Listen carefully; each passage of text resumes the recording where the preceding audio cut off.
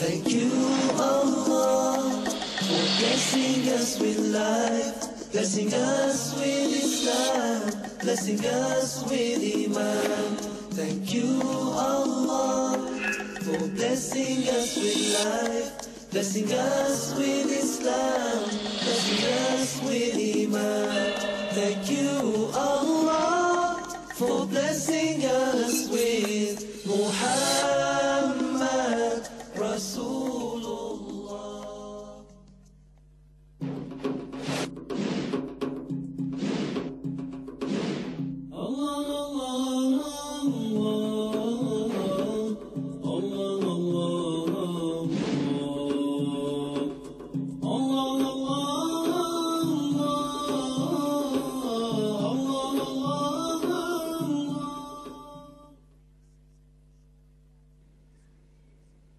As I moved forward in my search, don't think for one moment that I was waking up every morning and saying, now who am I going to go and find today? No. But the world is a place, and it was a place then, particularly then, where people would grab me every now and again and try to pull me back into the dunya and just let the desires explore. You see? So come here, have this drink, have this, have that. It's great. You don't need all that rubbish. And there was a guy all this time, I'd spend some time with him at the weekends. You know, for 8 years I was with him. And I remember one day in the weekend, and he would say to me, you know, there's something wrong with you. There really is. What's wrong with you? Why are you so concerned about things? You're almost mad. And he suggested that even he would get me a doctor. You see? Because I was striving against the norms in society. And that time I went through a lot. I was reading a lot, and I started to drink because I just wanted to just relax and just take all the pain away of the world. And there were days then when I would look outside and see the light and then just want to turn the light off. You see? And I would look out and outside and just say to myself, hey, I don't need this dunya. I don't need this world, you know. There's no purpose to it, so why am I bothering? There were times when I spent days and days and days on my own, didn't talk to anyone.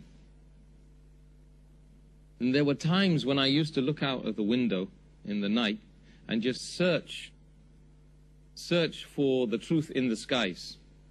I used to look at the stars, and I started reading about astronomy. I would look at the sun and the moon. I would read about these heavenly bodies. And I would say, look at the enormity of this world, this universe. The nearest star being, 4 light years away. 186 meters per second, light traveling from my eye to that star at that speed for 4 years before I'd even get to the nearest star. And I said, I really was frightened. I was so petrified because I didn't know why, and I was looking at these amazing things going on around me. There was one day that I decided I'm going to walk into the church across the road. I said, the church, they must have the answer in the church. I went in there, and he wasn't ready to see me, but he told me, book an appointment to see me. You see? So we booked the appointment to see the person who's going to tell you why you're here. Like a doctor is going to give you the medicine. The day after, I came in his office. The first thing I noticed, he was too busy to talk to me. Shuffling books around, papers around, answering the phone. He said, no, what can I do for you? So at that point, I said, look, I'm going to tell you that. And I poured my heart out to this man, a stranger. I said, look, you're a man of God. I want you to tell me, who is God and why am I here? You have to tell me. He said, well, have you ever thought about doing a theology degree? I said, yes, I have thought about it, and I tried to go to Dublin, Trinity, but I decided that all of the stuff seemed like dogmatic and it didn't make sense to me. It wasn't the truth. He said, oh, well, I don't know then. He got dumbstruck because he didn't expect that answer. And he said, well, why don't you, why didn't you just study a little bit about, the world's religions and everything? And I said, well, look, I can't do that. I want to know. Just tell me. Look, just explain to me who is Allah, who is God, you see, and why am I here? He said, you know what? I'll be honest with you. I can't really help you. He said, see that church over there? I'm the person who opens it and closes it. I'm the person who looks after the people that come in and they leave. And that is it. That's my job. At that, I just realized that it doesn't matter whether you're in a church, it doesn't matter where you are, who you are, if Allah hasn't guided a person, it doesn't make any difference. That person is not going to be able to help you. So imagine I've gone through Buddhism, I also went through Hinduism, I went through socialism, I went through Christianity now. Twice I'd met the Christians and I hadn't got the answers. I'd gone through, Tai Chi, I was doing Tai Chi and martial arts, meditation, and I'd tried veganism as well. Vegetarianism and veganism. It didn't give me the answer. None of them gave me the answer. At one point I got into science and I started studying science and astronomy, and that just confused me because what I realized is science is just about attaching labels to things which are obvious. But there's no explanation. And that really worried me because I realized then that this 5%, they didn't have a clue. In fact, they were hiding the truth away from the rest of humanity because they did have the truth. But they just weren't experimenting properly. They weren't asking the right questions like, why am I here? Where am I going to go after this? These are the important questions. The perennial questions that every human being needs to pose to himself and to others around him. So then,